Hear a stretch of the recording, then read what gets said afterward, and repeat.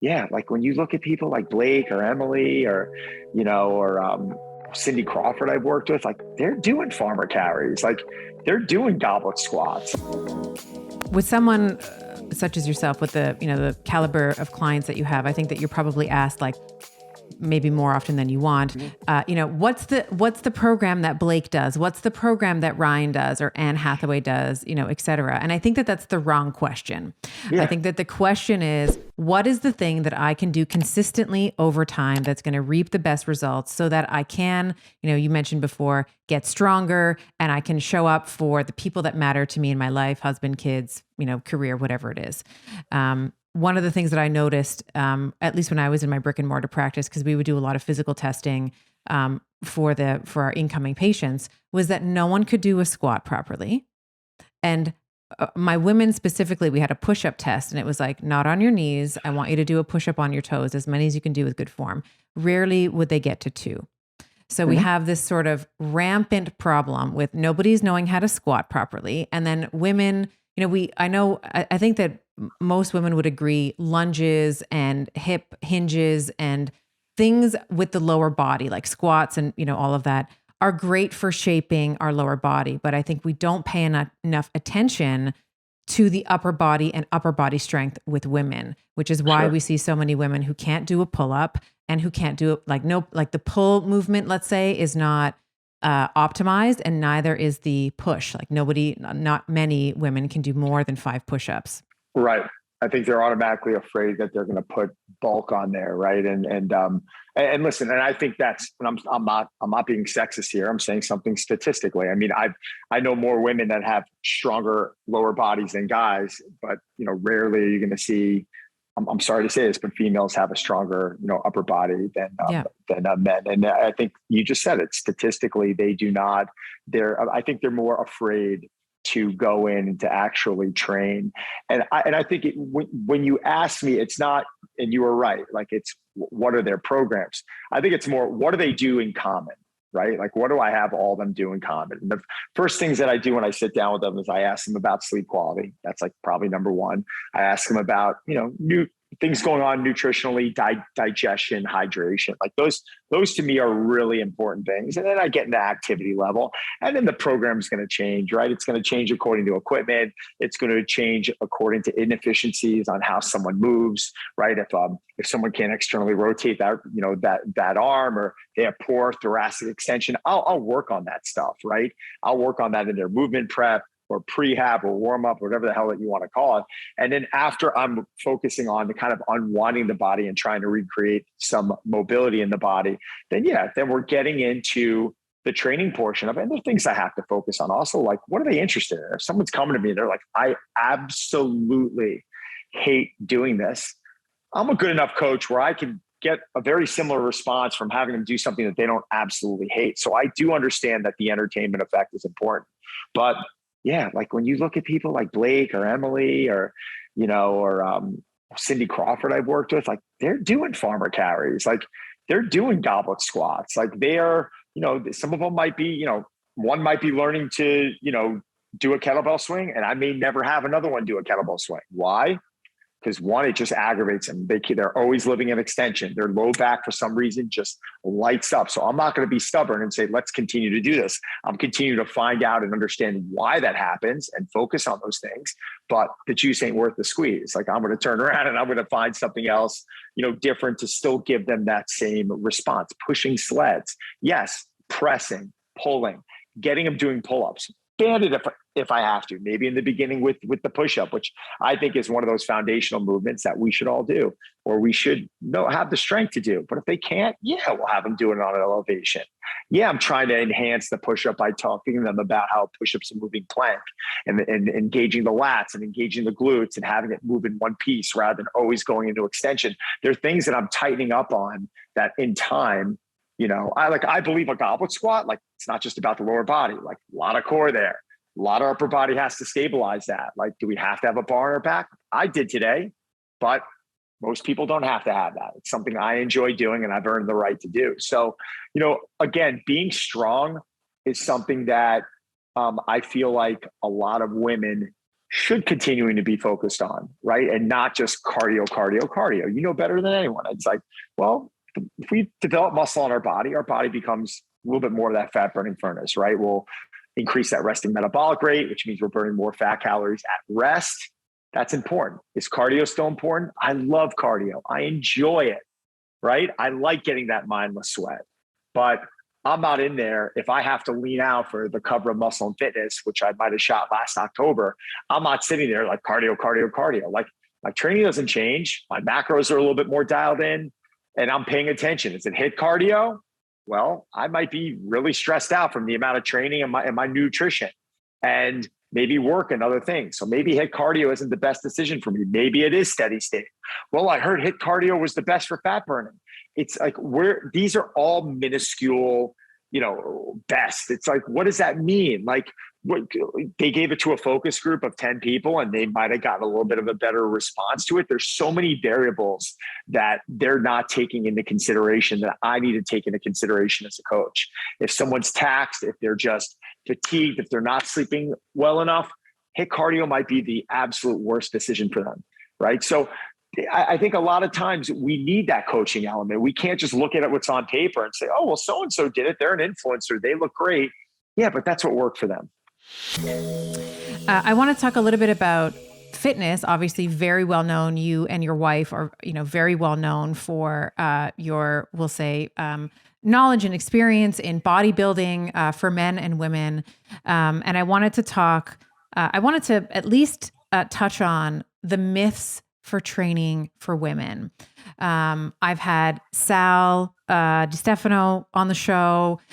We've talked about this. I've had many experts. I've had my coach on the show to talk about some of these myths. And I, as someone who talks about weightlifting, because it's been one of the, more consistent, I'll say, healing forces, let's say, in my life. At first, I got into it because I want to look good like everyone else, but it's really given me so much. It's given me mental grit, resilience, self-acceptance, all the things I was always searching for elsewhere. I got it, with the weights.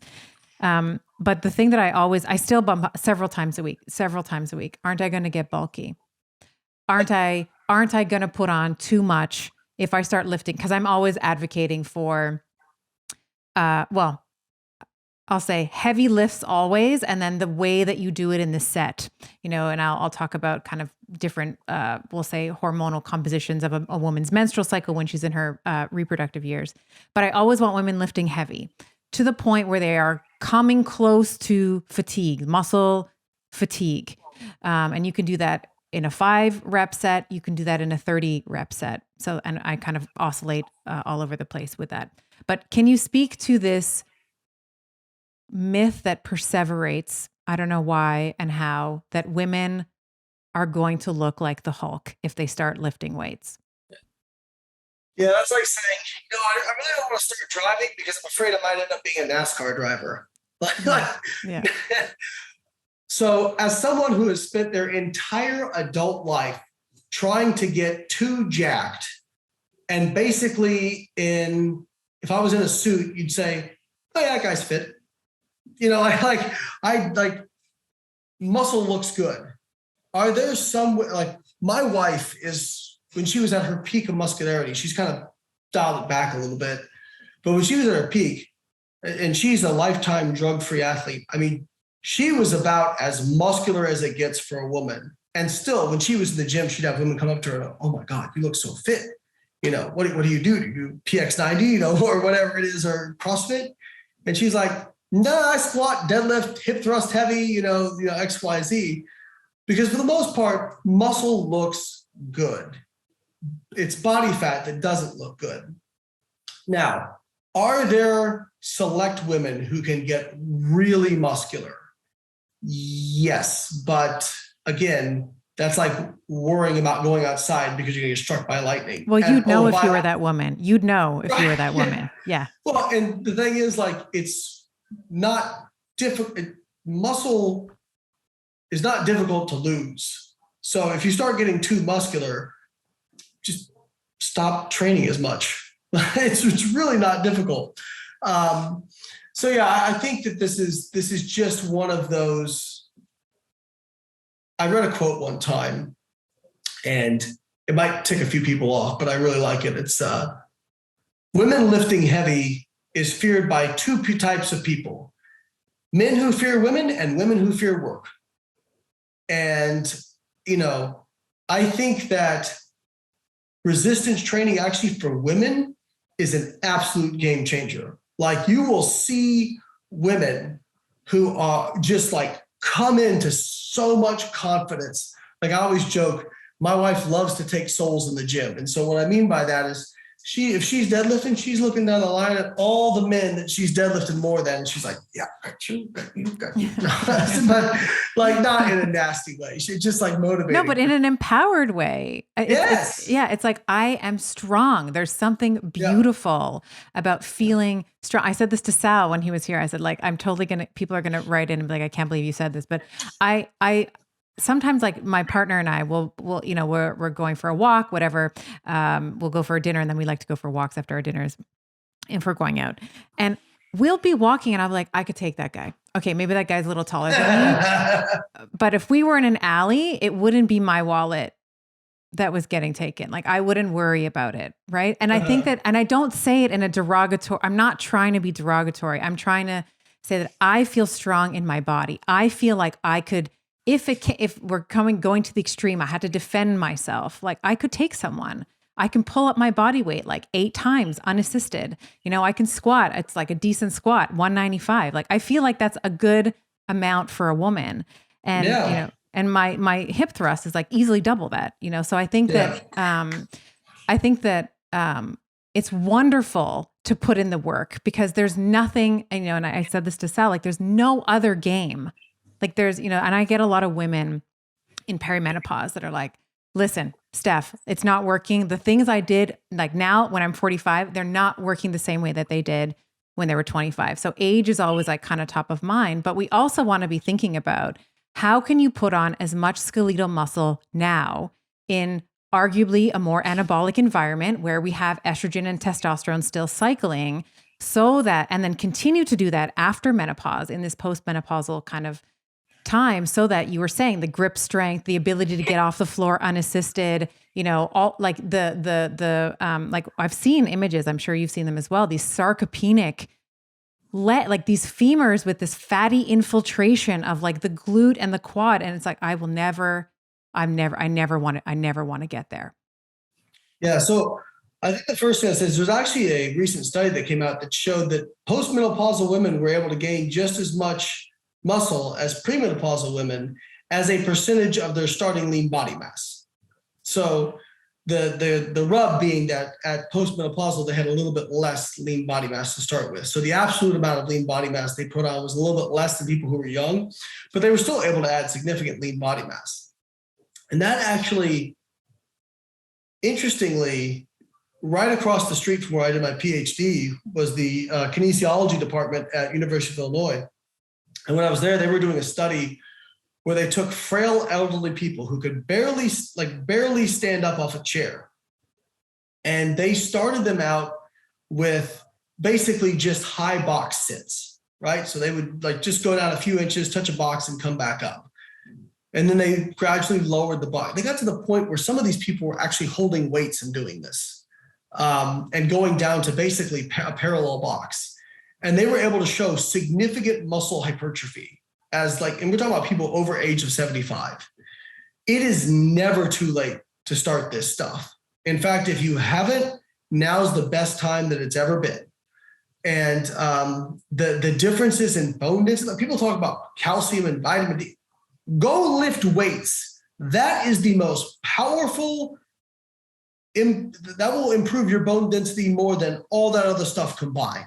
Like, lifting weights is, I realize I'm biased on this, but I think lifting weights is probably one of the healthiest things you can do, if not the healthiest.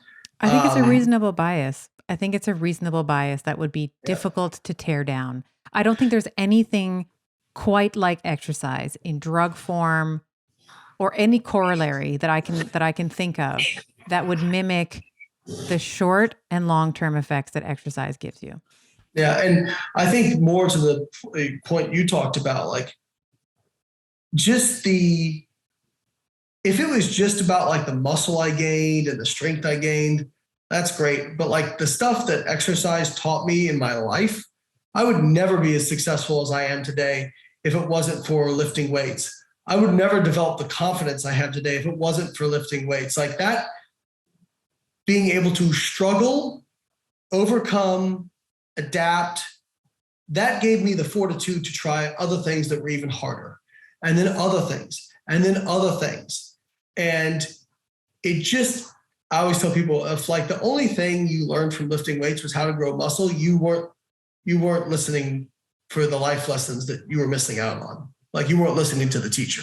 Yeah, it's the time under tension, right? Like the more time you spend under tension, that bleeds into, or, goes into other areas of your life. For sure. Yeah. No, I think one of the things I was telling somebody about, I've been through different very hard seasons of my life, and I was talking to a friend who's going through one himself. And I said, try to reframe what you're going through as not, I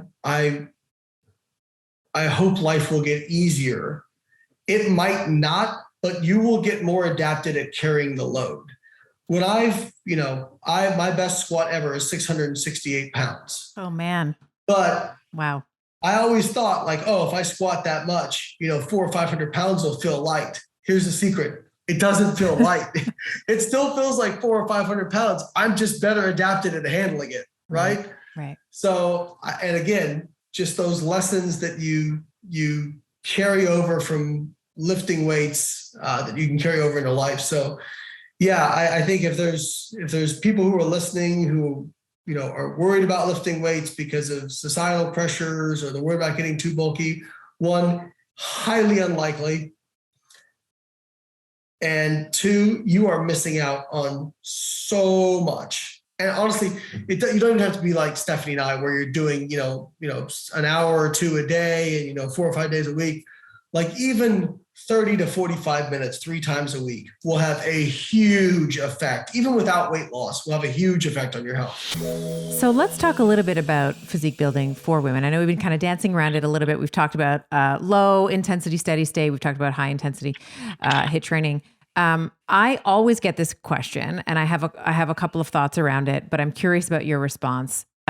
One of the things that I remember when I first launched like my first fitness program, and I started like, this was like super naive and junior because I thought that everyone was on board with this, but I'm like, okay, so you're going to be eating more calories than maintenance because it was a booty building program. And they were like, all the women were like, what? So my question to you, and so I learned I learned the hard way that telling a woman that she needs to first find out what her maintenance calories are and then eat surplus to that, especially if her goals are hypertrophy, which is what you require in order to build muscle. A lot of women are not comfortable with that. So the question that I get most often is, how do you build muscle but lose fat? Or how do you build muscle in a caloric deficit? And I'm sure you have some thoughts on it. I certainly do, but I would love for you I'm curious to your response around that. I think building muscle in a caloric deficit is very difficult. I'm not going to say it's impossible. I'm not going to say that I haven't done it, right?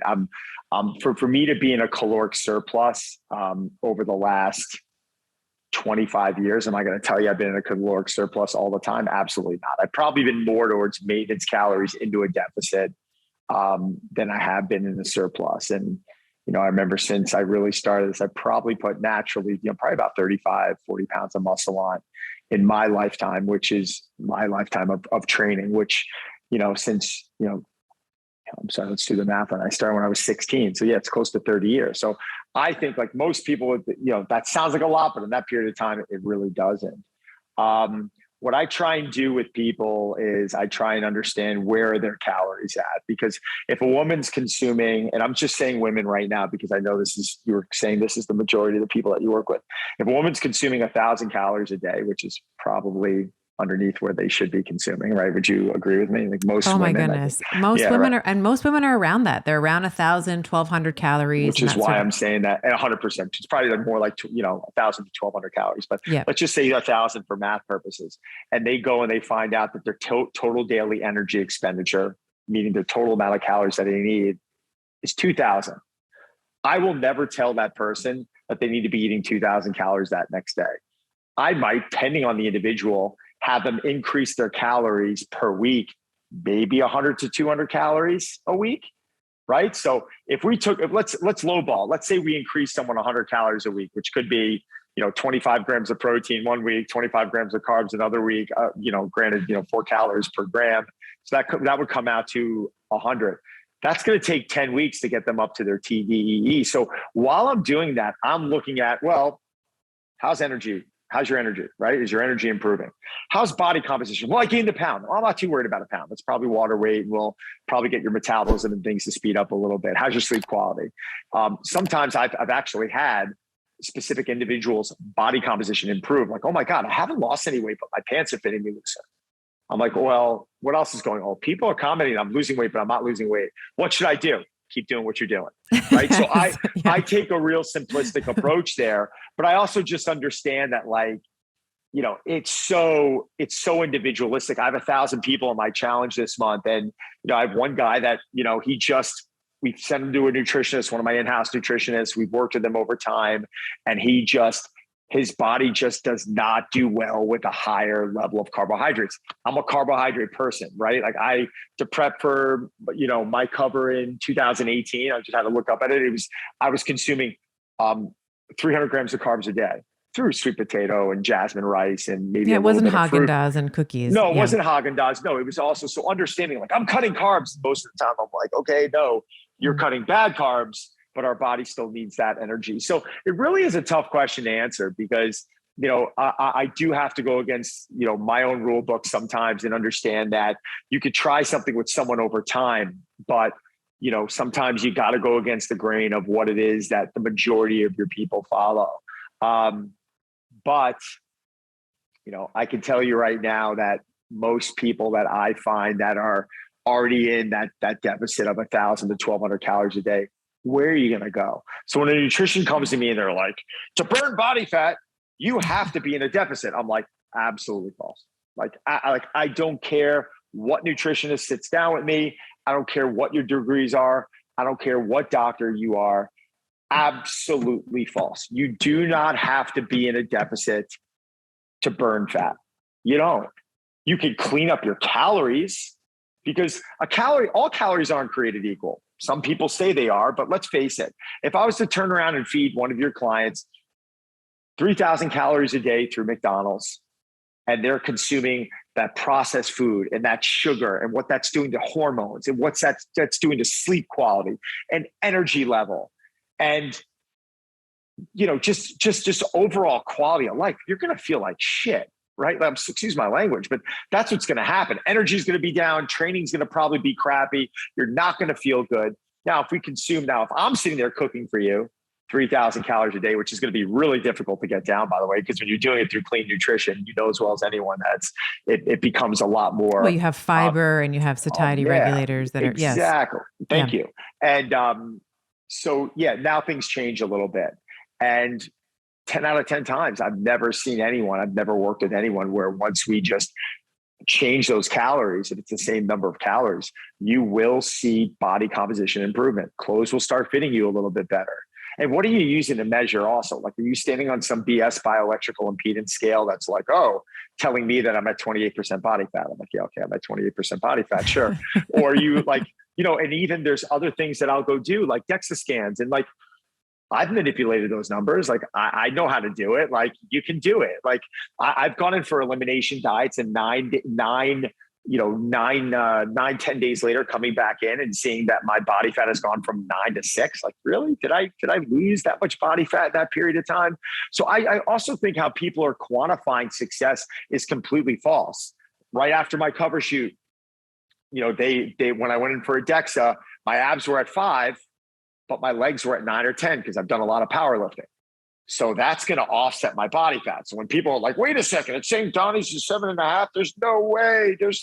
No, I am. You're not looking at how much fat's, surrounding my organs. You're not looking at my lower body. You're not looking at it, from triceps to subscap to all these different areas that are going to hold fat on your body differently. We're all different. Every client that you work with is going to hold fat in different places a little bit differently. They're going to respond to training a little bit differently.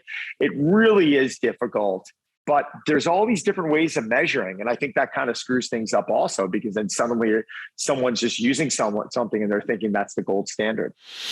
Let's talk a little bit about maybe I'll say the yin and the yang of training, because everybody sees, as we were just mentioning, everyone sees that super lean, super ripped physique when you get on stage. I remember leading up to my figure and I was like, oh my God, I'm getting up on stage and people are going to judge my body in a bikini. Like, what have I gotten myself into? Right. So let's think about the cut, right? You have to have some sort of caloric deficit to lead up to that point. However, what I think, as you were mentioning, what's left out of the conversation is the surplus or the build phase, because one of the things that I run into, at least the type of clients that I tend to attract, which is just, me, like different versions of me, is, can't I just be in a caloric deficit indefinitely? Can't I just always be at, I got down to my shows like 8% body fat. So for a woman, as you might imagine, like amenorrheic, and I got down really lean, very lean for a female. So can we talk a little bit about the build? Let's talk about why this is so important. And then the oscillation, or the importance of the oscillation between spending, I would argue, more time in a build or caloric, at least maintenance, but potentially surplus. And then how much time we should be spending in a cut or a caloric restrictive phase. Yeah, I think this needs to be talked about ad nauseum, because I feel like it's not talked about near enough. And I feel like this is where so many of the issues arise with regards to hormonal health and metabolic function. So I like to think of it in terms of, for me as a natural athlete, I'm spending between 4 and 6 months worth of time cutting down for a show. After that, I'll spend 2 or 3 months reverse dieting back up to my new maintenance intake. And then from there, I'm in a caloric surplus for the next 1, 2, sometimes 3 years. So I'm spending significantly more time in that building phase than I'm in that cutting phase. And I feel like the exact opposite is what holds true for most people, because what is talked about, what is sexy to post about on Instagram is how lean you're looking, your striated glutes and ripped abs. And people don't really talk about the off season, that building phase, but that's where you add more lean muscle tissue. That's where you ramp up your metabolic rate. That's where you improve your hormonal function. And if people are not spending ample time in that building phase, they're just chronically and constantly asking too much of their body, and they're spending so much time in a deficit that everything starts to downregulate. Their metabolic rate downregulates, their hormone function downregulates, their ability to preserve and add more lean muscle tissue is diminished. It's just not sustainable, not healthy. And I think more people need to hear the conversation on the other end of the spectrum about spending that time in that building phase. And committing and sort of surrendering to the process, because I think that a lot of times when you go into a build, what is predictable and necessary is weight gain. Like, you are going to be gaining lean muscle, as you mentioned, but you're also going to be putting on some body fat. And I think that we need to, maybe as a society, just become a little bit more comfortable with that the weight on the scale is going to go up. And if that's the only metric that you have, which is if you're looking at the scale only, it would be very easy for you to get freaked out, to drop, like to be like, okay, I've gained, in the past, however many weeks, 2 weeks, I've gained a pound, 2 pounds, 5 pounds. I'm going to stop this and get back into my CR, into my cut, so that I can get back to that weight that I was. So we don't actually give ourselves enough of the runway. You were talking about a 1 or 2 year build phase, which I think, first of all, just that number for most people is unheard of in terms of weight loss. It's like, I want it now. I want it in 7 days. I had 3 salads. Where's the body? So I think even just saying 1 to 2 years in a build, I think is so useful for my audience to hear. But the other thing that I would love for you to maybe double click on and expand on is what happens during a build phase, because you are going to gain weight. And if you don't stick to the program and you're like, oh man, I'm just getting freaked out, and you sort of, you get a little frazzled, you can jump off and you're constantly going back to trying to maintain how you looked when, or, your weight or your measurements or your photos or whatever, when you were in that caloric restricted phase. Yeah, I feel like, for me, I'm always within about 20, 25 pounds of competition weight. I don't feel like you have to have this crazy, obscene amount of bulk in your building phase. Like the first time I built and had building phase for a competition, I got to 230 pounds and I'm 5'7", 5'8". So that was an unnecessary bulk. It was not needed. And I had to lose 80 pounds in 12 weeks in order to be competitive on stage.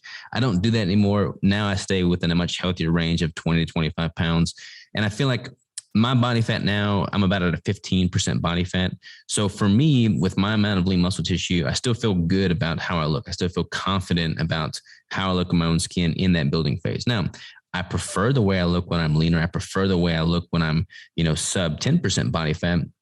But I also recognize that my ability to build as much lean muscle tissue in that building phase is not going to be optimized if I'm constantly single digit body fat. And I feel like if you're only looking at the scale as a metric and a proxy for your progress, you're going to be disheartened. Whereas if you start to look at other measures, such as the amount of lean muscle tissue you build, and honestly, your strength markers, I feel like both males and females, if they start focusing more on their strength markers in their building phase, and they can get excited about seeing, the amount of weight they're able to pull with a deadlift or the amount of weight they're able to squat, if they see that continually rise, they can feel confident that they're doing something right, and things are moving in the right direction. And then when they do lean down at some point in the future, they're going to look better for it because they did that building phase, that productive building phase, had they just, stayed in that chronic deficit. They're not going to look much different. I think one of the main, issues I see is people spending so much time in a deficit and then transitioning back into a cut too quickly, is that they wind up losing lean mass in that cutting phase. And then if they don't give themselves ample time back in the building phase, their metabolism never really upregulates, but then they also lose that lean muscle tissue and they wind up looking worse and worse and worse on stage. And that's the exact opposite of what you would want to do from a sustainable bodybuilding standpoint. Yeah, I couldn't agree with you more. I think that when you, at least for me as well, because I have that sort of extremist, I'm like, I'm going to get up on a stage and just judge me in my bikini, like just tell me how I'm doing. So I tend to have that extremist type of personality as well. And I think that for me, what's been most helpful is when I shifted my focus to, I'm always looking at the scale, always looking at measurements, let's say waist to hip ratio, for example. I'm always looking at blood markers. How's my thyroid doing? Where's my estrogen levels? All the things, liver markers. But in the gym, when I started focusing on performance, like, as you mentioned, how is my squat improving? Am I able to, on a 5 rep, let's say, how much, week over week, month over month, is that weight going up? Now, of course, I've been lifting for many years, so it's always like, I don't jump as fast as I used to, like we all love those newbie gains, right? So when you first start training, your body is remodeling at a very, very rapid rate. Once you have been training for a while, of course, your gains are, we'll say, slower. But it is really, it's almost like a gamification. Like I almost have like this little competition with myself, so it's like every month, have I improved my squat? Is my deadlift changing? Do I still feel like my form is on point when I add 5 or 10 or whatever it is pounds to the bar? And I think that shift can also help to overcome in some ways that hypervigilant orthorexic type of behavior, right? Because if we're looking at these non-scale victories, like what are you doing in the gym? What's your bench press? What's your squat? Are you doing pull-ups? Because every woman, I think, should be able to pull up their own weight. I think that those markers, and then other things like sleep and libido, like, do you have a sex drive? I think that's really, really important for us to be focusing on as well, and not just the weight.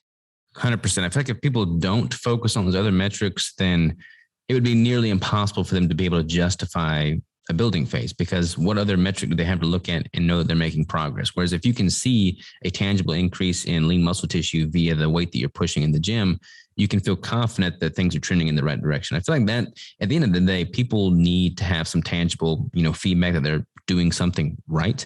And if you're only looking at the scale, not even focusing on your body composition and what that scale weight is consisting of, then you're never really going to spend any time in a surplus, because it's always going to go up if you're in a surplus, even if it's just water weight and, food weight from eating more. But I think having that and being conscious of that, having those proxies for progress outside of just scale weight is paramount. And I feel like the more that conversation is had, the more people are focusing on those metrics, the more sustainable people will find, body recomposition as a whole.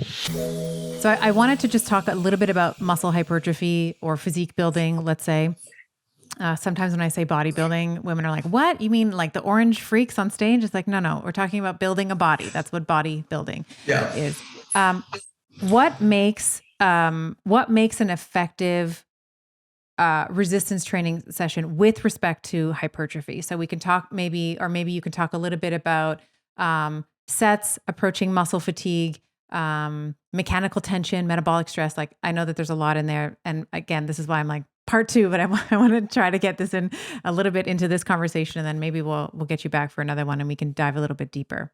Yeah, I'll try to make the synopsis as quick as I possibly can. But at the end of the day, if you want to create muscle hypertrophy, you have to induce adaptation. Like, you have to force your body to adapt.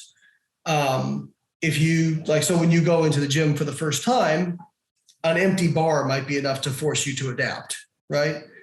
Over time, your body adapts, and now that empty bar is no longer sufficient to force adaptation. So now you've got to add a 5 or a 10 on each side. Then you keep doing that over time. We know that as progressive overload. But progressive overload isn't just weight on the bar. It's also volume, number of hard sets, a few different things. You do more reps, those sorts of things. Rest time, sure. So we used to have, basically, there's a few principles that we know about resistance training.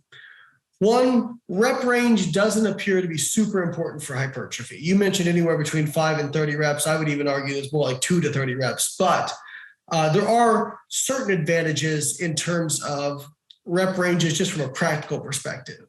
So it's probably not a great idea to be on the extreme ends of those rep ranges for a couple of reasons. First one is, it is really difficult to take sets to like 30 reps and close to fatigue. That is very uncomfortable for a lot of people. Most people who are doing high rep stuff are not going anywhere close to fatigue, because if they were, you'd have people vomiting all over the place in the gym. It's probably also not a great idea to do, if you're taking 2 rep sets to fatigue, that is very heavy weight, and that is very mentally fatiguing. I'll never forget when my wife first moved over, we were dating, so my wife's Australian. I was getting ready for nationals in 2017 in powerlifting, and I would do like a set of 2 reps, and then I would like sit down for like 10 minutes, and she'd be like, "Why are you taking so much? You just did 2 reps." I'm like, because I'm exhausted, because that took every amount of like mental focus I had to squat 600 pounds for 2 reps, And so she actually got into powerlifting for a little bit, and she said she realized, I'd go into the gym and I would slap a plate on each side of the bar, and I would squat 10 reps and I would get a good sweat, and I'd be like, oh, that was a hard workout. And I never really pushed myself to understand what fatigue was, like what was failure truly for me. And that was a game changer for her, because she was like, oh, well, now I understand why you're resting 5-10 minutes, because that was really, really hard. So people have said for a long time, okay, hypertrophy is like the rep range between 6 to 12 reps or 6 to 15 reps or whatever it is. It doesn't matter on a physiological basis. Like, we do know that if you get much past 30 reps, it's probably not optimal, that it's a lower stimulation. But on a practical perspective, 6 to 15 reps is kind of a nice middle ground where you use heavy enough weight to where you don't have to do a ton of reps to get close to fatigue, and your sets aren't super long, but it's also not so heavy that it's so like psychologically draining, right? So I do think like that kind of 6 to 15 rep range can be really useful for people. Now, we also know that it's important to take sets close to fatigue or close to failure in order to maximize muscle growth. You don't have to take it to failure, which failure is defined as, at least what I define it, is You could not do another repetition with good form if you tried. The research shows that if you go within a couple reps of failure, like 2 or 3 reps of failure, you get basically all the benefits of going to failure, but without so much like psychological, and people say central nervous system fatigue, but there's no evidence it really fatigues the central nervous system, but it's probably just like overall fatigue. So I tell people most of your sets should probably 2 or 3 reps shy of failure, right? Like right around that spot. Now, the problem is people are really terrible, especially beginners and intermediates, at knowing how far they are from failure. So in research studies where they take beginners and intermediates and have them estimate their RPE or repetitions in reserve, which is how many reps somebody thinks they have till failure, they usually underestimate by about 5. So if they got to rep 8 and said, oh, I had my RIR is 2, I could have only done 10 reps. On average, when the researchers push them to go all the way to failure, they get 13, right? So they get 15. 15. Yeah, 15. So people are really poor estimators of how many reps they have until they have trained to failure. So what I'll say is, you don't have to train to failure. I do think training to failure for periods of time or, at different times can be helpful so you actually understand what that feels like. What does that sensation feel like? I would say for me, I can estimate within 1 or 2 reps of failure very, very accurately, even at lower loads. So that's part of it. We also know that you kind of max out your hypertrophy response around 6 to 10 sets for a muscle group in a session. And per then week? Did you say per week or per session? Per session. Per session. So that you don't really get much of a synthetic response over that. And actually what's interesting is if you rest longer between sets, you actually need less sets to maximize hypertrophy. So there was a meta regression that was done that showed if you rest, I think it was more than 3 minutes, that 6 sets will maximize hypertrophy. But if you rest less than a minute, it takes about 10 sets. So that's not saying you can't rest short. It just means that if you're going to rest less between sets, you're going to need a few more sets. And that's probably because your performance just starts decreasing between each sets, because you can't give, if you're only resting less than a minute, you're really not giving it all you've got. So what I'll tell people is the tenets that you really want to focus on is, getting enough volume in, but don't go crazy. Like just because you know that 6 sets per body part will maximize hypertrophy or 10 sets per body part in a session, that doesn't mean you should be doing 6 sets for every body part 3 times a week. Like that's going to be an enormous amount of training volume. And to be honest, if you're a beginner or intermediate, you just don't need that much. I would recommend increasing your set number incrementally. Like if you're getting stronger, you're doing more reps, you're seeing changes in your physique, and you're only doing 4 or 5 sets per week for a body part, wait till you plateau and then add, 15% or 20% more volume and then help you get over that plateau. In terms of frequency, so like how many times a week to train a body part, for upper body, there was a meta-analysis done on this. I'm going to tell you what the meta-analysis said, then I'm going to tell you my personal opinion. It said for upper body, 2 times a week is better than 1. For lower body, there was a trend for 2 times a week to be better, but it wasn't statistically significant. I think that training a body part multiple times a week makes a lot of sense, just as a way to distribute volume for 1. And 2, because we do know that there appears to be a within session cap to the anabolic response. So it would make sense to at least spread that out over, 2 or 3 sessions a week for a body part. So those are kind of the tenets I start people with, but obviously depending on, if somebody's beginner, intermediate, advanced, when I got up there in volume for, trying to get my squat to a world record level, there were periods of time where I was squatting 4 times a week. For a lot of sets. So I think for the average person, 2 times a week is probably great. But as you start getting more advanced, you may need more than that. Let's talk a little bit about lifting heavy. One of the things that I am always telling my women, so let's just assume that you're not going to turn into the Hulk, because you can't. You don't have the testosterone to do so. I mean, Sure.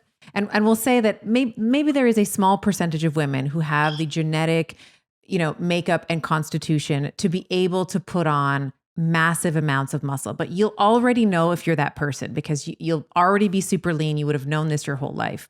Mm-hmm. So let's just assume that you're not going to get bulky. One of the things that I often talk about is lifting differently, especially for women who are in their reproductive years still. So they have this, this menstrual cycle, this reproductive cycle where they have these altered hormones, let's say, through the month.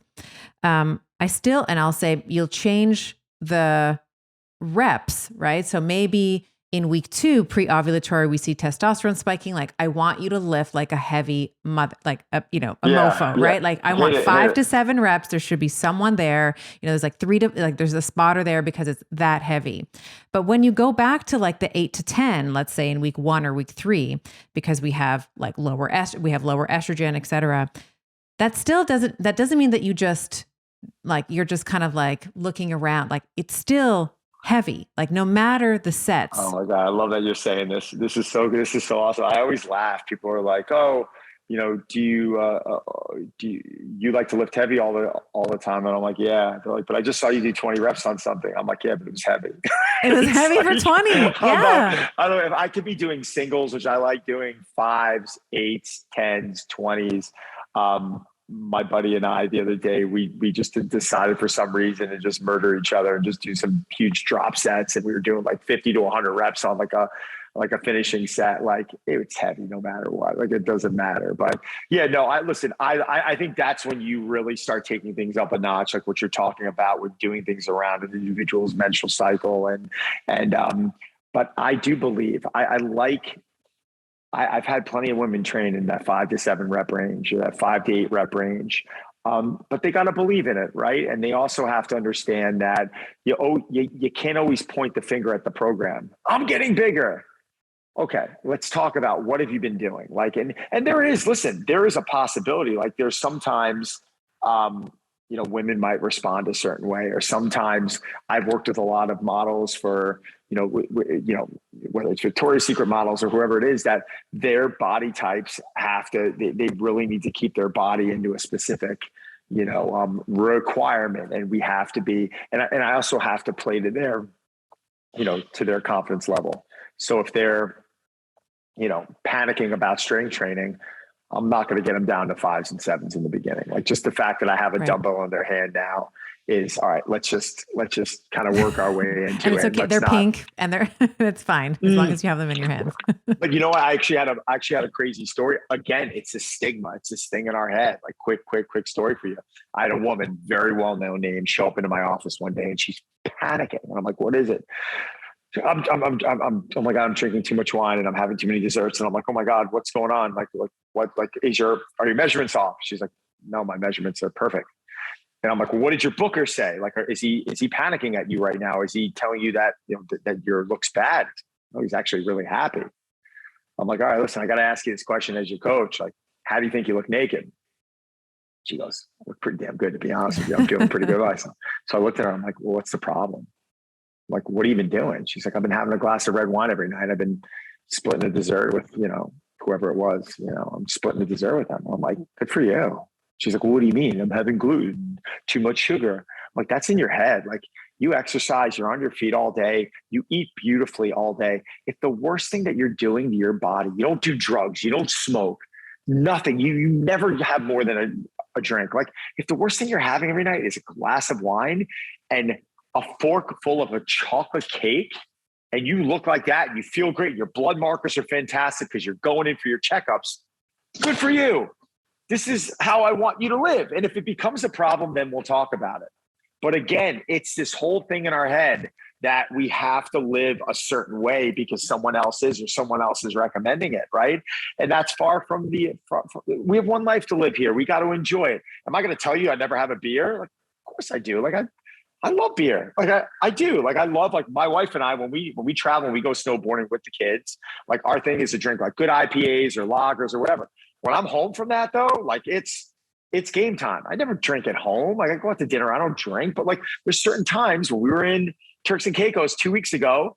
Yeah, every day at lunch, I have like 2 Presidentes. Like I'm not going to hang myself over that. Like I exercise, I keep my vegetables robust. I make sure I'm getting good quality proteins in, and I stay hydrated, and I work out. At what level? When I was on my trip, I was getting 30, 40-minute workouts in. Sometimes I was going back in when my wife was getting ready. I was doing a run. Sometimes I wasn't. But I sweat. I felt good. I enjoyed some food. I got back to New York.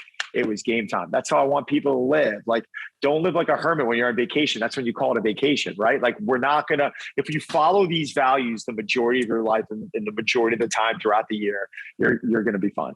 Yeah. And as we come up to the summer season, of course, there's a lot of barbecues. There's the 4th of July. There's, it gets tough. And people are like, what should I do? I'm like, you should enjoy yourself, because, that if you are 80% of the time, let's say, or 90% of the time, you are on point with your nutrition, you have a routine dialed in that you're able to, punch out consistently, then you can have the popsicles and the beer and the potato salad, whatever it is whatever that you're you going to want to be have. Or like if I'm going to a Mexican restaurant, my wife and I are going to drink a few margaritas. Like, am I worried about the sugar? Like, no, I'm not going to trash my body from what.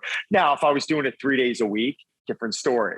Correct. If I was even doing it weekly, like, would I be in the shape I'm in now? Probably not. I'd probably start retaining a little too much water. The quality of my body composition is going to maybe diminish a little bit at the point where maybe I'm only going to notice. No one else is going to notice. So, I think it really is to each his own. Like, I think you got to understand that there's got to be some discipline put into this. Like, there's got to be some, call it what you want, laws, rules, values that you follow. Like, I never, ever, ever will open, have a cocktail at home. I just don't do it. Like, I save it for when I know, like, I'm going to Nashville in a hockey tournament in a few weeks. I'll probably have a few beers with the guys. I will not have one until then. I just won't. It's just not important to me. But when I'm away with my friends and we're playing hockey, we're having a good time, you indulge a little bit. But that's how I like to live. Right? And what's the point in having so much health if you can't spend it? Like, if you can't go have a beer with your buddies or have some margaritas with your wife, I mean, I am a health nut, or whatever you want to call it as well. Right. You love it. But what is the point if there's no pleasure in it, right? If you go on vacation, like, oh, I can't have that. No, you should have the rice, and you should have the guacamole and the tacos and whatever comes with it. Enjoy it. But like even the things that you just said, like rice, guacamole, tacos, like, these are nutritious foods, right? Like, I mean, really, right. But think about that. But like, I was posting my food when I was away. The Amanyara asked me to do some posting for them. And I was eating, what was I having for lunch? Having some chips and guac. I was having a big salad. I was having fish tacos. It was delicious, right? Beautiful. Yeah. Okay. Like, it was on flour tortilla. Okay. I had 2 Presidentes or like a red stripe. Like, it's going to be okay. Right. Like, you're active, you move, you enjoy. And when you get back home, then people ask, how do I stay motivated? It's because I don't deprive myself of those things, of that enjoyment all the time. I'm always motivated because, after I do something like that, I feel like I've earned it. And then it's time for me to go back home. But what I won't do is on a Tuesday night, I won't be bored with my wife and say, all right, let's open a bottle of wine. Like, that's non-existent. Like, that's non-existent. I don't need that. So let's talk a little bit about strength, because often, and I sort of pre-framed it a bit before, I'll have women say to me, I want to lose fat.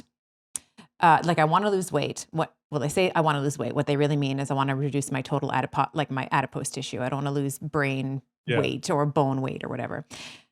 One of the things that I have found really helpful is shifting the focus away from weight loss or fat loss. We can certainly focus on it, but I like to focus on performance. I like to focus on, like, the PRs that you were talking about with your teenager who did, like, you're a different person now because you did 8 this week and, like, last week you did 6. Can you talk to some of the maybe reframes, psychological reframes maybe that we can be speaking to our, at least female patients, but certainly anyone, around, yes, maybe fat loss is an admirable goal to work towards, but can we also add in a few other objectives, a few other lifestyle objectives, like being able to put the overhead compartment, or the other one that I like to do is, like, can you stand up from a seated position, like on the floor, without using your hands? Because I think about my life and I want to be the favorite grandmother. Like that's my, like that's what I'm working towards.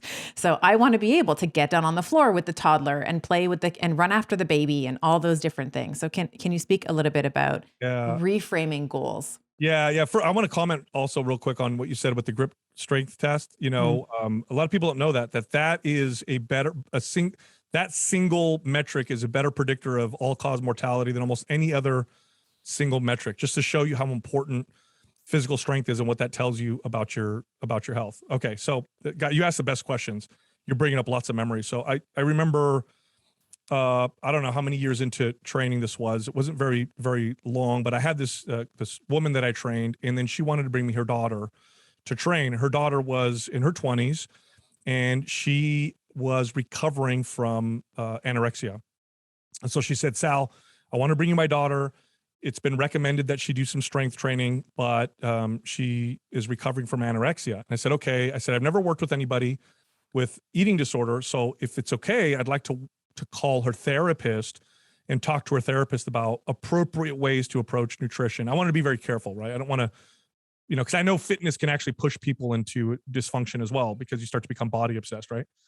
So I did. I talked to this therapist, and she was wonderful. And she said, she said, focus on her performance. Just talk about how strong she is. And I thought, that's brilliant. That's absolutely brilliant, because you can't starve yourself and malnourish yourself and get stronger. It just doesn't work that way. So that's what I did. I trained her, and it was all about how strong she was, how much she could squat, how many reps she could do in push-ups, and if she could do a pull-up.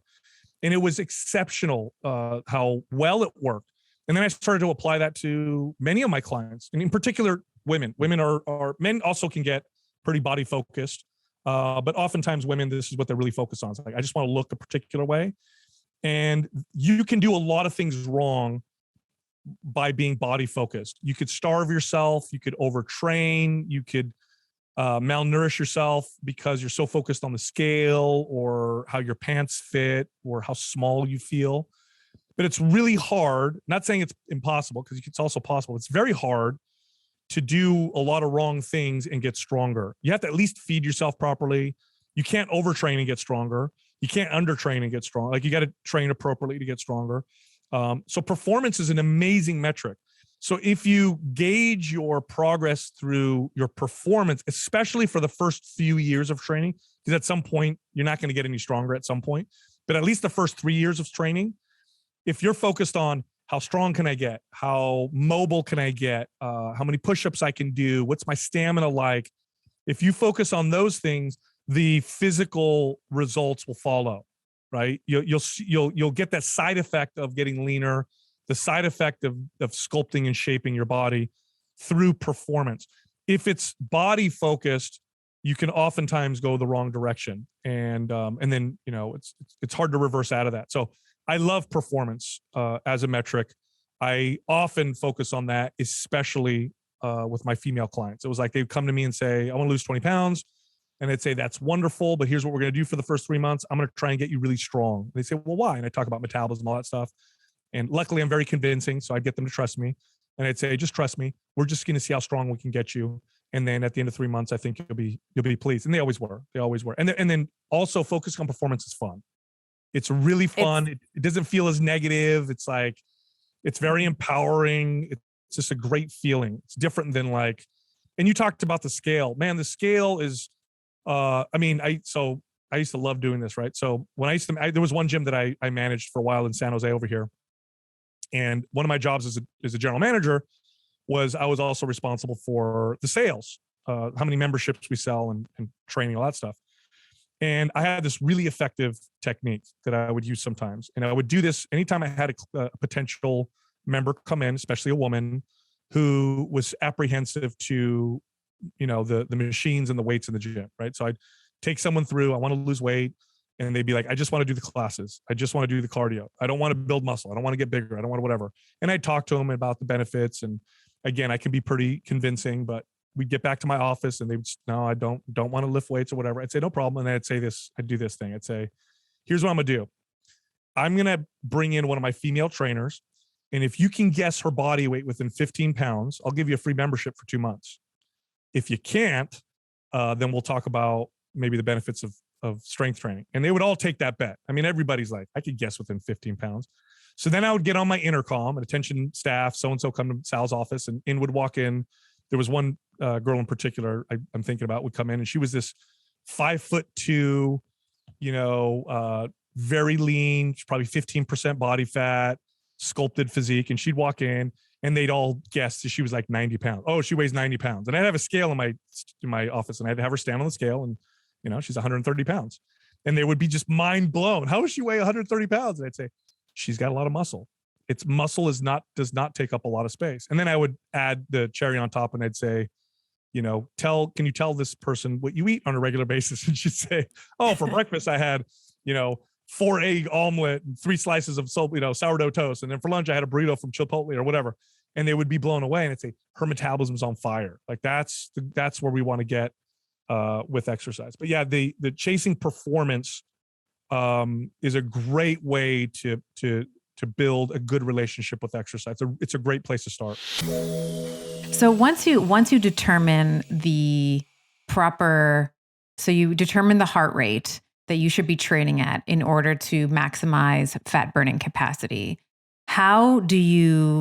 so when you determine the intensity that's appropriate, how do you determine what volume of aerobic training is appropriate? I find I'm always dialing people back. So I'm always bringing people away, like step away from the bike, step away from the 5 times a week in terms of classes. How do you prescribe volume for someone?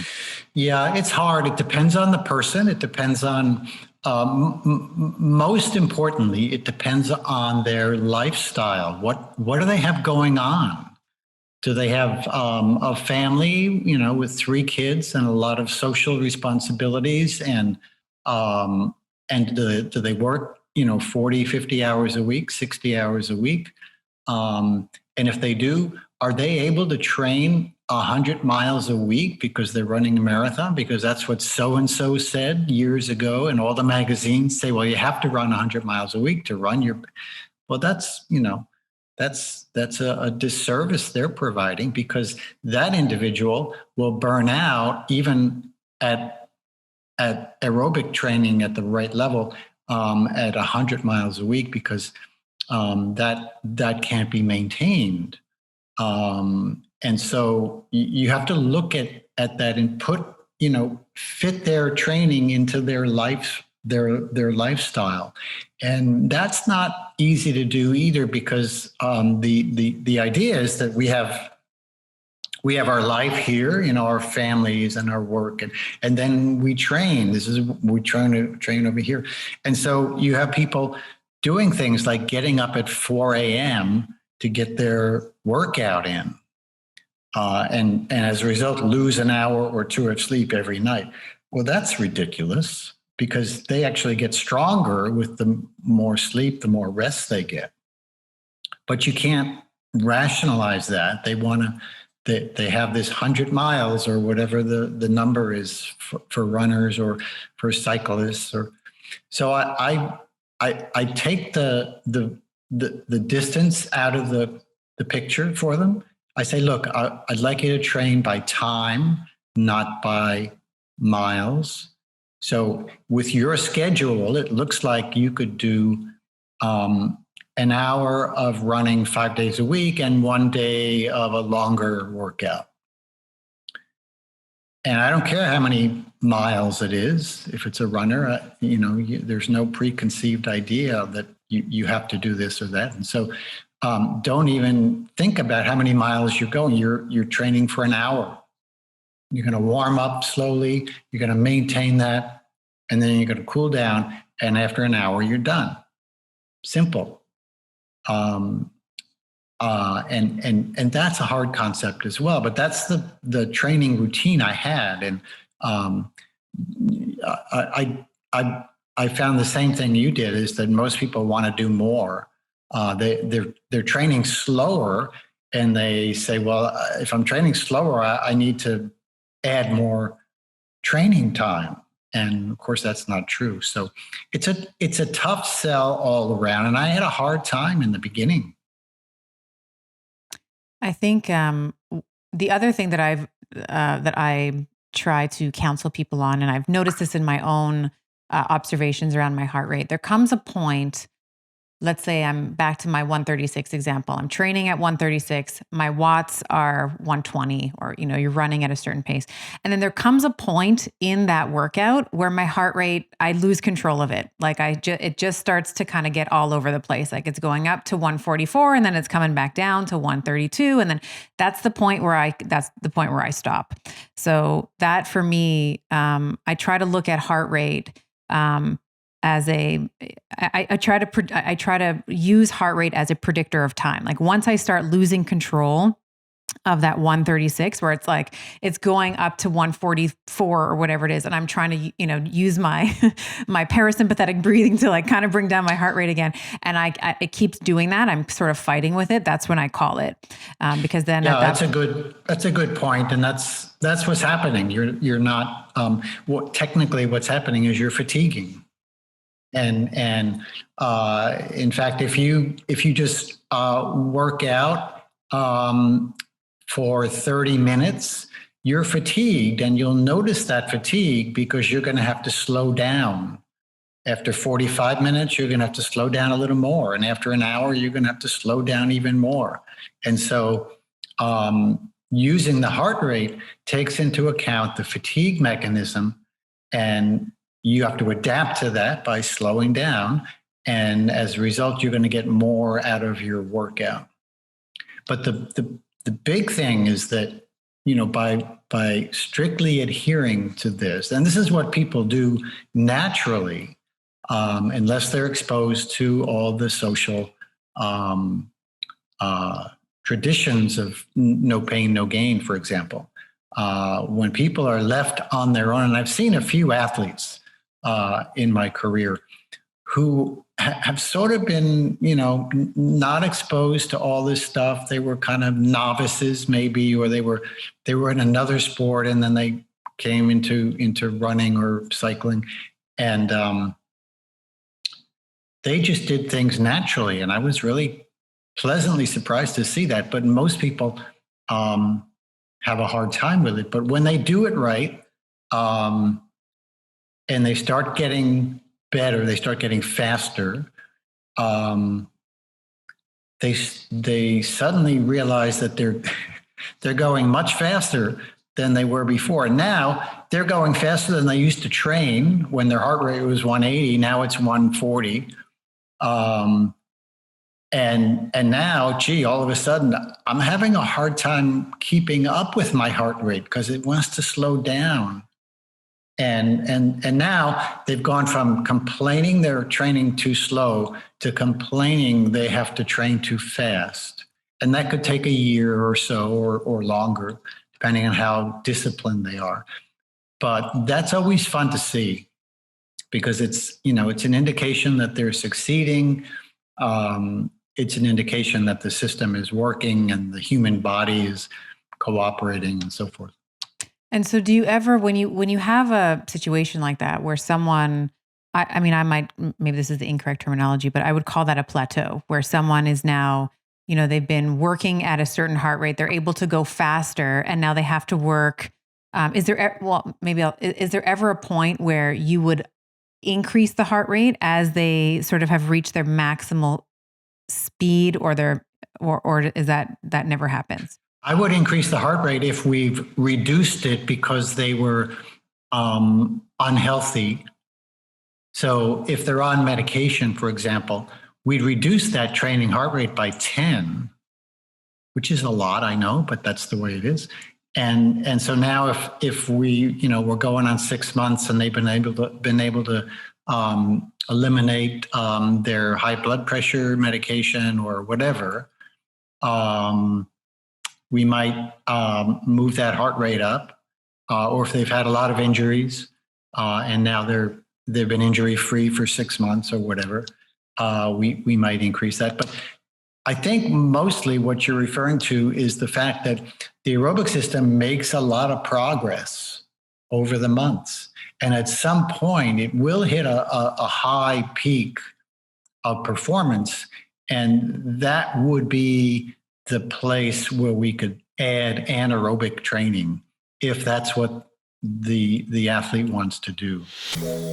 There was a question about ketones, like how should I take ketones? I have a couple of, I mean, first of all, I like my own body's ketones because it's free. So, Agreed. so I like to make my own. But if do you supplement with exogenous ketones? I will do it in the fasting window. So here's what I think is that we can't, if you add in exogenous ketones when blood sugar is high, you're going against your physiology. Your physiology is blood sugar goes down, you move into a fat burner energy system, and the byproduct of that is making ketones. So I would never eat a meal and take exogenous ketones.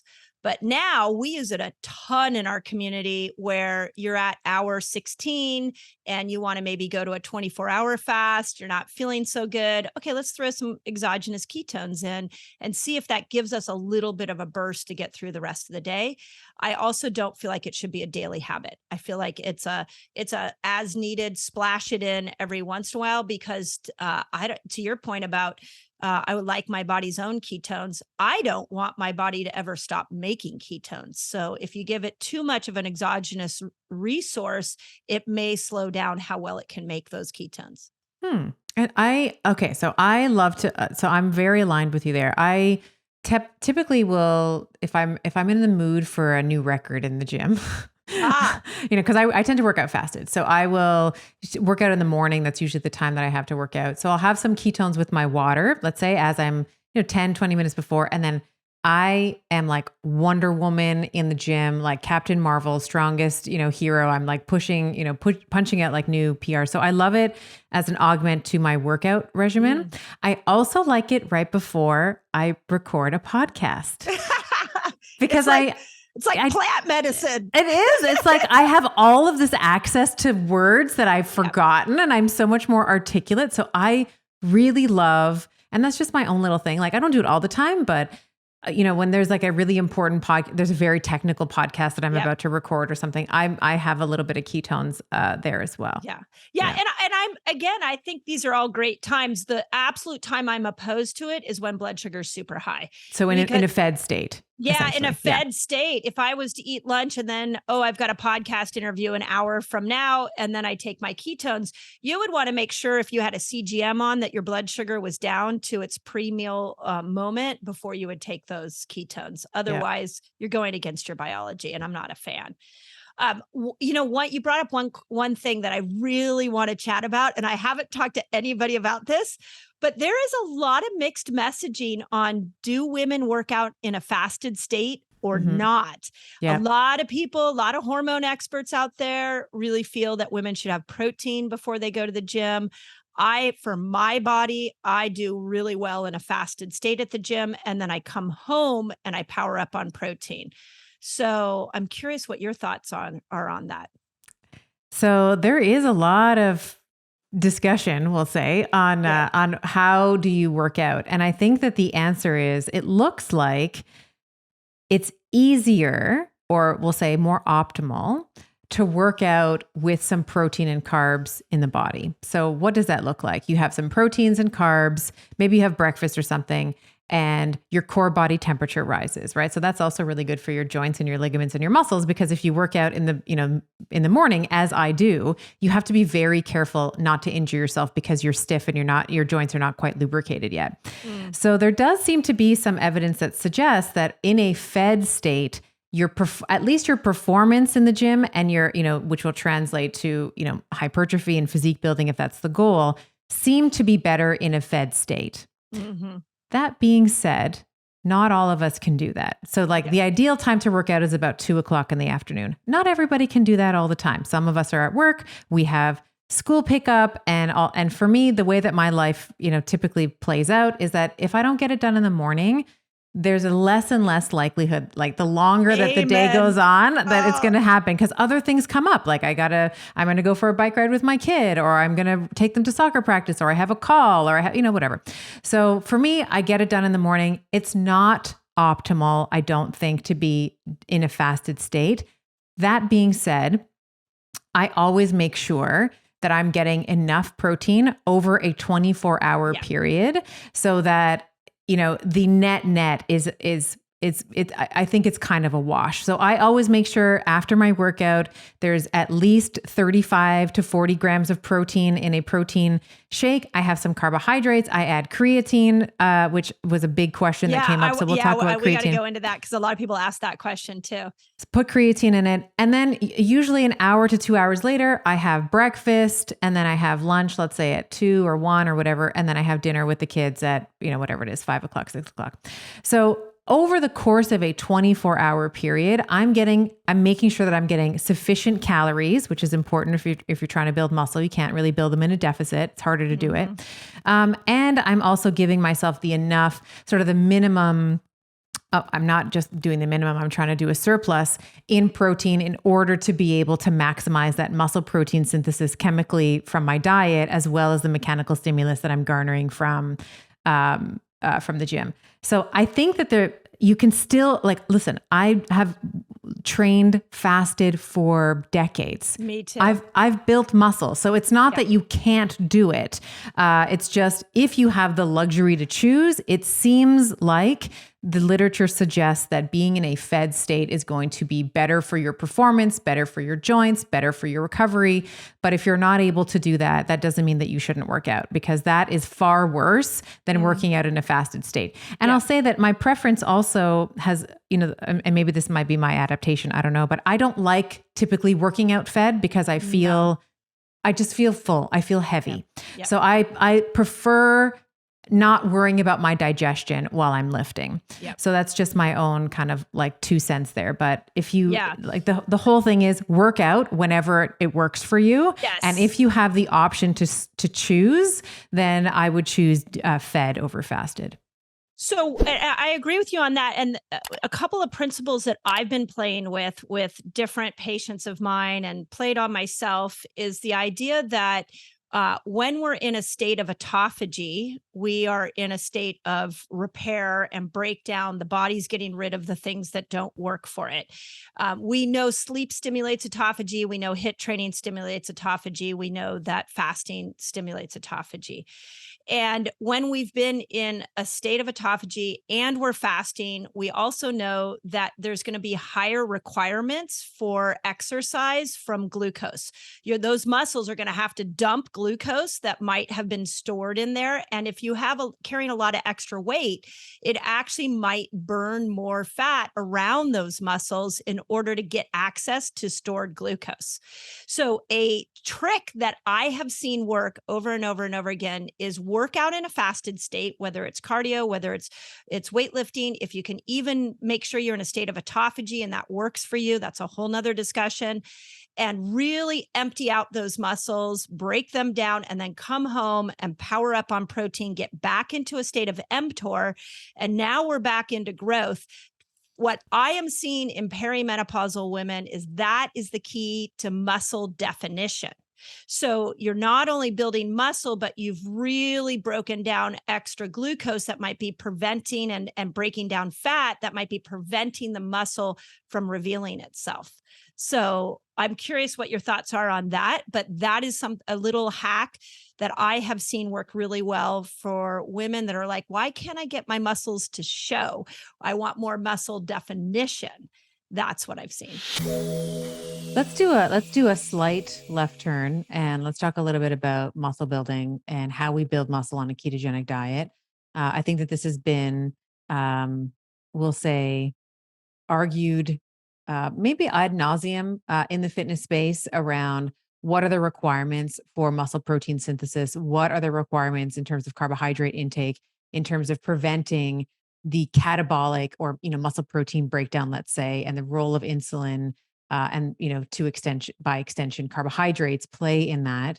So what are your thoughts? I mean, obviously as a natural bodybuilder, we've seen pictures. I've seen pictures of you on stage, very lean. You got a lot of muscle.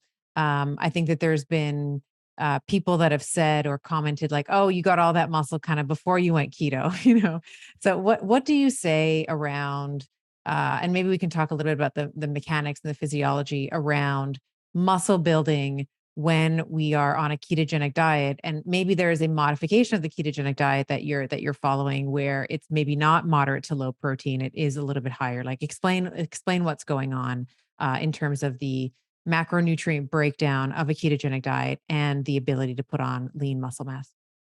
Yeah. So from a very, very high level, when it comes to building muscle on a ketogenic diet, the main thing that I'm trying to accomplish is simply eating at a caloric surplus, making sure I'm getting ample protein to rebuild that tissue and ample dietary fat to fuel the workouts from an energy standpoint. And then from a workout training standpoint, just simply providing enough progressive overload to give my body reason to grow and add more muscle tissue. So like, that's it from a very high level view.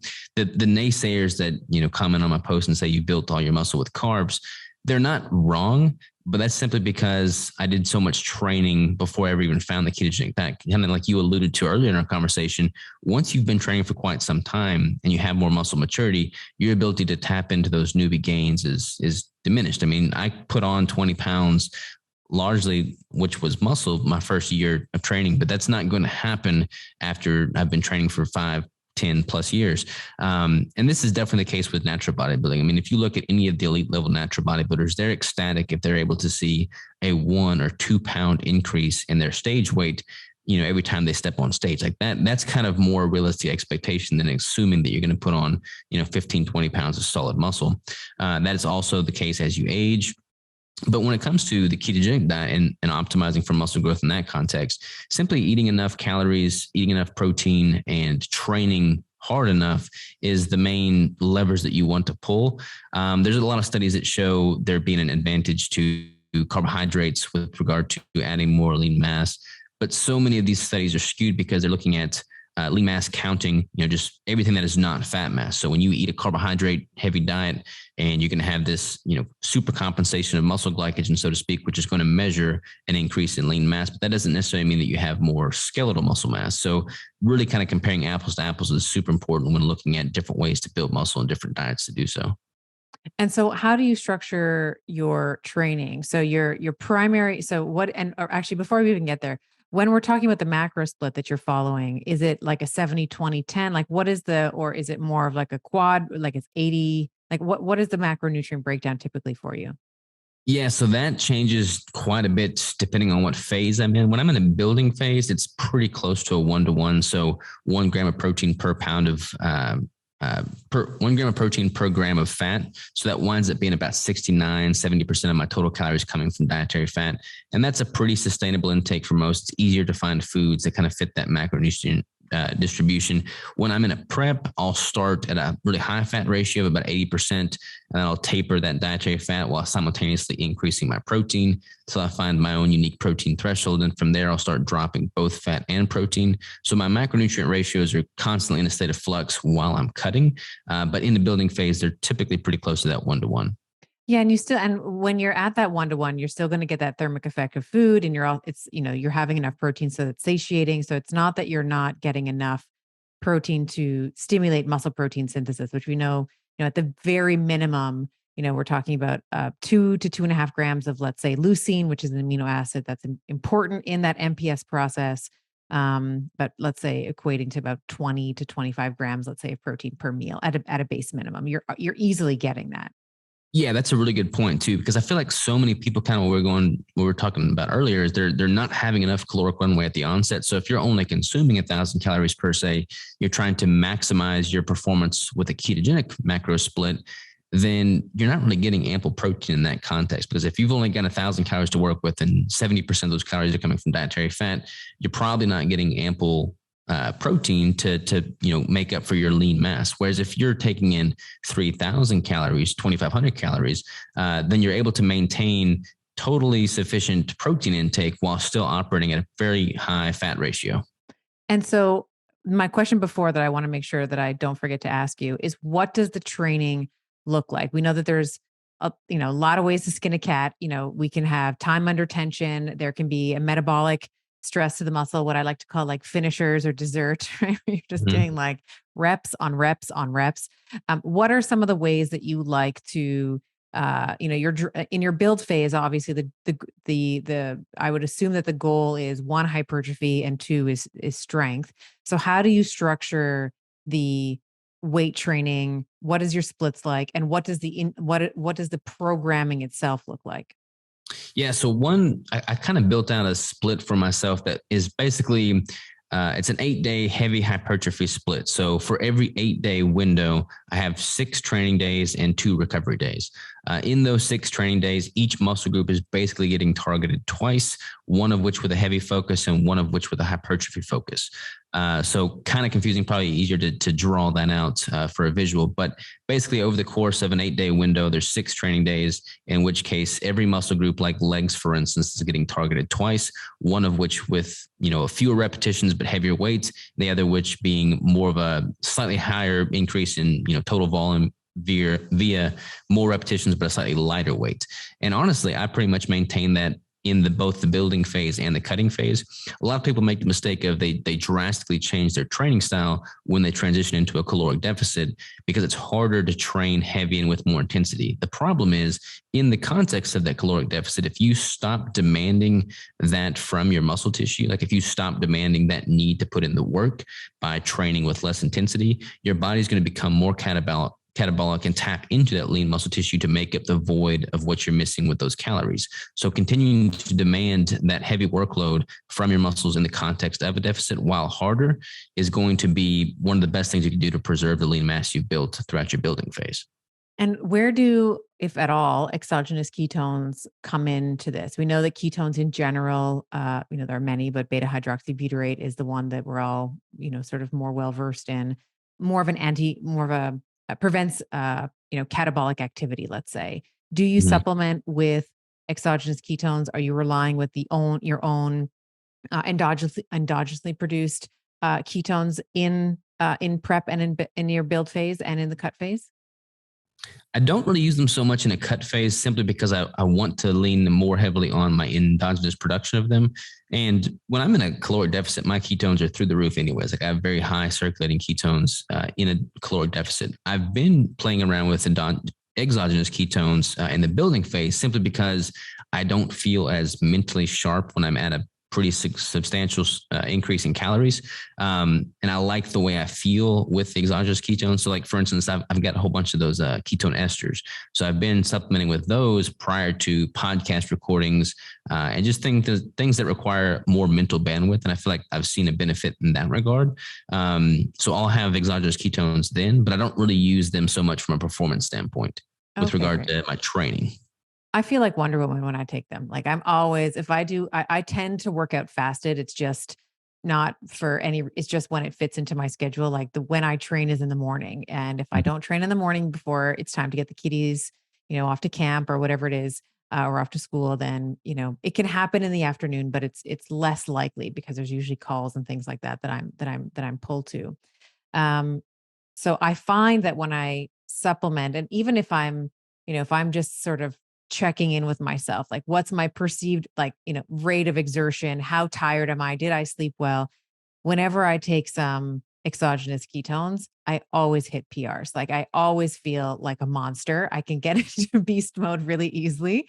And it's always like, I feel like, there's that scene. I don't know if you're a comics nerd, but there's this scene in the first Wonder Woman movie where she basically like lifts a truck and she's about to throw it at like the villain or whatever. Like I literally feel like that in that scene, that I have that kind of power with ketones. Well, I'd say keep doing it then for sure. Are you doing like the esters or the salts? I'm doing the esters. So I have played with, I like salts. I like Dom's product, the Audacious, I think it's Audacious Nutrition. His wife had sent me a bunch. I love them. And then I've been playing with the esters as well, because I used to take esters years ago and it felt like I couldn't stomach them. Like it just tasted like battery acid. Like it just was awful. But there's a company called HVMN or Human, I guess. And I really like their product. Like it's still got a little, it maybe feels like you're drinking a little bit of a mixer. Like it still you can sort of still taste that bit of alcoholic, kind of, it tastes a little bit like you're having a bit of a cocktail at 7 in the morning. Yeah. But it's not jet fuel. It doesn't feel like you're drinking, battery acid or something. Yeah, they've done a pretty good job making it much more palatable. I mean, when they first sent me a sample, it was like I would have to be paid to choke that down. Now I'll typically have like a serving of that prior to a podcast, and it's not. I make a face when I drink it, but it's not intolerable. Yeah, it's not intolerable. I like that. And that's such an improvement to be able to say that it's not intolerable. It's such an improvement than before. It was just awful before. I don't think anybody's claiming they taste good for sure. Yeah. Yeah, I think that too many women in their 40s are like, I'm just going to do what I did when I was 25 and it should work, right? So we do want to be thinking about, and I'll say this maybe in a slightly different way than you have, but I think we're saying the same thing, is there needs to be build phases and cut phases. So I think that there needs to be, there's a question about, can I build muscle and lose fat? And it's like, yes, you can, but maybe not as efficiently at the same time as if you were to do them kind of separate, at different times. So I feel like for women, we've been scared, and not just women. I think we've been like the conversation around MTOR, the conversation around growth has been like, that equals cancer. It's like, you can never be in growth because that, we see like maybe some of the Blue Zone research and some of these kind of longevity researchers where they're always talking about this idea of like, how can we lengthen the life? How can we lengthen the life? Well, we're going to lengthen the life by suppressing mTOR. And the problem that I haven't, and I've said this before, and I want someone to explain this to me because I can't seem to reconcile this, is that as we age, our protein requirements go up. Yes. So it doesn't make sense to restrict protein as we age because we need to be able to overcome the natural insulin resistance that sets in, the natural anabolic resistance that sets in the muscles. So you need to have a greater and greater bolus of, or stimulus of protein, let's say, in the case of like stimulating muscles to grow. And so I like, I want people to not be scared of mTOR. It is a pathway for growth, but when you are doing the right things in your life, right? You are lifting weights and then you feed your body because you're trying to build your muscle. This is not a bad thing. No. In the same way that I want women to kind of get over their fear of carbohydrates. What did you call them? What did you say? I call them nature's carbs. Nature's carbs. Yeah. Villainize the processed carbs, but nature created some amazing carbs for all of us. Yes, they did. And I think that especially, and I'm guilty of this because when I was first in the keto world, I was like, carbs are the devil. That's why we have, but I've modified my position because especially as being a woman, you just can't always restrict carbs, we were talking about refeeds and why that's really important. And then these women that are like, my muscles are not, full. I don't feel like I can see them. Well, part of the way that you're going to see them, you can work out and then you should feed them carbohydrates. Yes. You should feed them the nutrients that they have depleted during the workout, like protein, like creatine, like carbohydrates that are going to give you that, what are the cool cats saying? Like that swole look, like that cool sort of, cats. like I that. don't know the cool cats and I definitely don't know that statement. I am definitely not a cool cat. I just observe them on Instagram, but like that kind of like filled out look, right? Yeah. You see this right a lot of times before photo shoots, like, female fitness models, let's say they'll do push-ups or they'll do squats or they'll do like lateral raises because they're trying to just bring some blood flow in there. But you can do that nutritionally as well. Like you can give yourself the carbohydrates and the muscle, the protein to fill up, let's say the muscle as well. Yeah.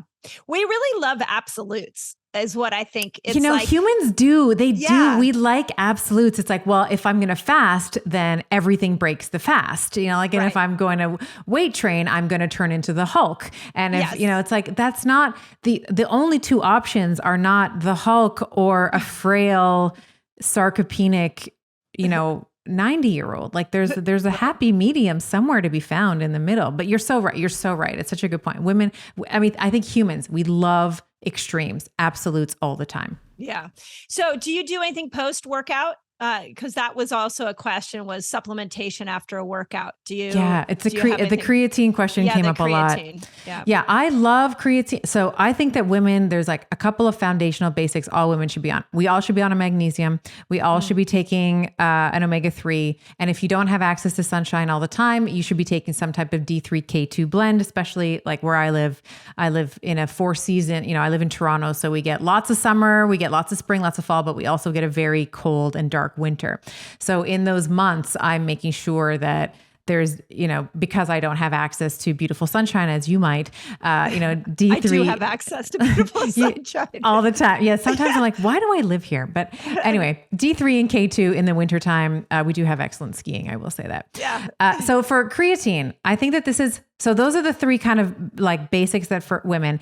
And then if you're a woman who also wants to build muscle, I think that creatine is a very, very exciting supplement. So not only do we see this to be a potent like it will up the efficiency of the mitochondria, but it's going to help you produce more ATP, which is like the energetic currency that we all kind of trade in, to increase your workout intensity, which of course is going to have knock-on effects to you being able to build more muscle. So, those short, fast, explosive movements, if you're like a runner or if you're a weightlifter, because a lot of weightlifting can be short, fast, explosive movements.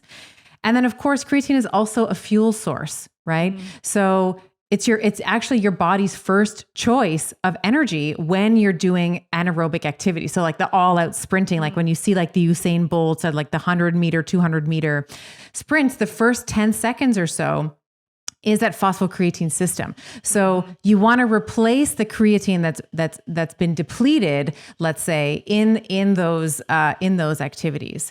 So people will talk about, saturating the muscle cell with creatine. And I think that that's a good idea. So the way that you'll do that is like, let's say 5, usually a scoop of creatine is about 5 grams. So you can do 5 grams in your protein shake over the course of like a month, and that should saturate the muscle cell. Okay. I typically take it after a workout. You can take it before. I was just going to say, yeah.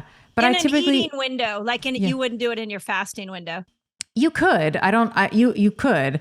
It's just I don't remember to do it. I just remember that I'm about to eat. So I'm like, oh, I'll just put some in my smoothie. I'll just put some. It's right beside my protein powder. So I put it in there. And I think that it's actually the muscles right after a workout are actually primed to take to take substrate up. So I like the idea of creatine post workout, even though I know a lot of people talk about pre-workout creatine, and you can certainly do that as well. I just find that the post-workout, it works for me in terms of remembering it, which is also when we're thinking about habits over the long term, it's like, what's the thing that you could remember to do the most consistently? Will I remember to do it before my workout? No. Will I remember because it's right beside my protein powder and that's exactly where I go to right after my workout? Yes. Yep. So yeah. I love that. I love that. I'm gonna have to add that in. I've been really obsessed on aminos lately and adding in more aminos and looking at where that shows up for performance and moods for me. So have you noticed anything? Well, I've noticed a lot. So here's what's really interesting about aminos. When you dive into understanding amino acids, you see that they are a precursor for 2 key neurochemicals in our body. They are a precursor for neurotransmitters and they're a precursor for hormones. And as women go through menopause, we're just getting more depleted on every front.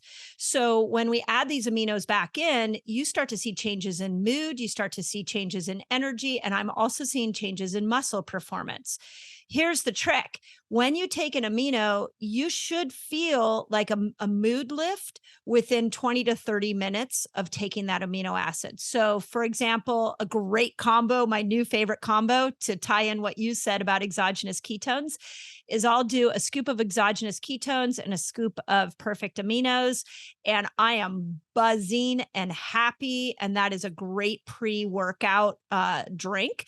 Doesn't elevate my blood sugar. And then I can go in and rock a workout and then come out of that workout and lean into a higher protein. I do animal protein. I don't feel like you can get the complete amino acid profile with a vegetarian diet. So I'll do an animal protein at that point. So now the second part about aminos that is really interesting is it takes about 4 to 6 months of continual amino acid supplementation in order to build your reserves back up. So it's like you go in and you pulse it to help with the neurotransmitter and hormone production, but then you got to stay with it at some point throughout your day for 4 to 6 months so that you can bring it back up. Really depends on how depleted you are. It has been a game changer for mental health and for building muscle that I've seen in the menopausal women and perimenopausal women I've been working That's really with. interesting. I have never used it's BCAAs you're talking about, branched chain amino acids. I've never used them in my training regimen. I don't know why. I think I'll play with it and see. Yeah, see play if with I'm, it. Yeah. The trick is and now we're going to get really geeky. The trick is if you think about what stimulates autophagy, autophagy is not just stimulated by a decrease in blood sugar. It's also stimulated by a decrease in nutrients. So one of the conversations I've been having with a lot of functional medicine doctors is, well, what if you come in with amino acids in your fasting window? Are you pulling yourself out of autophagy? And I think these are questions we just don't know. And you just have to play with it and see how it works best for you. But I do have that question in my mind.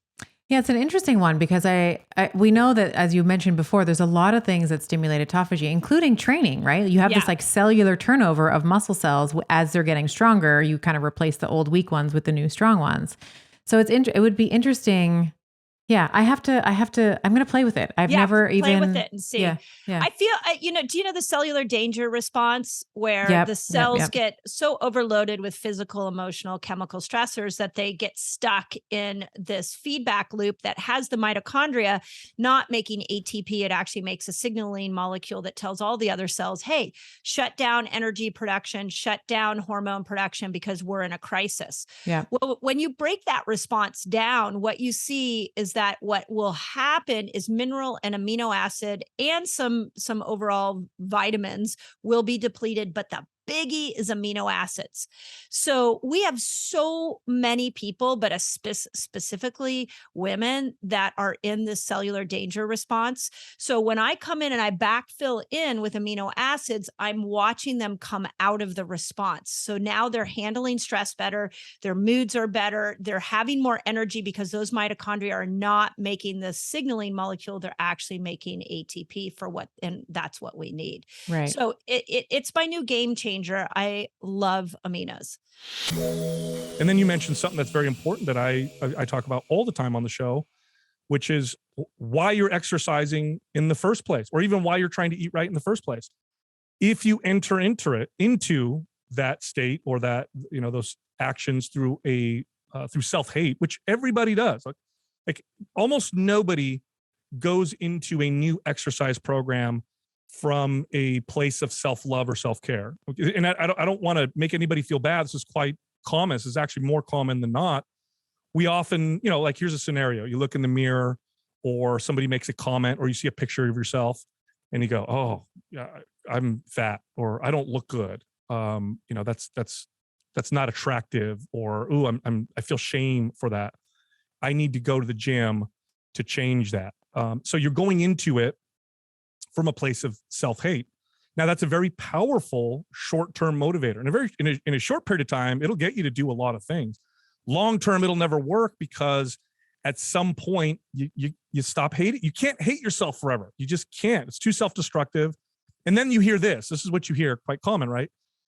If you talk to a friend, and maybe you've experienced this yourself, maybe somebody who's watching or listening to this, you talk to a friend who was super consistent with their diet and their exercise, and you haven't seen them for a few months, and then you see them, and then you go, hey, how's that? How's your workouts going? How's your diet going? And say, oh, I stopped. I just need to enjoy life. And that's I remember the first time that really dawned on me as a trainer when I heard that, because I've heard that so many times, right? You kind of take it for granted. But I remember the first time it struck me and I paused for a second and I said, I want to enjoy my life. So I stopped exercising and I stopped eating right. Objectively, two things that I mean, I don't think I need to show studies to prove this, although there's millions of them, to exaggerate, it's thousands at least, to show that exercising and eating right improves quality of life, all metrics, psychological, mental, physical, like everything, right?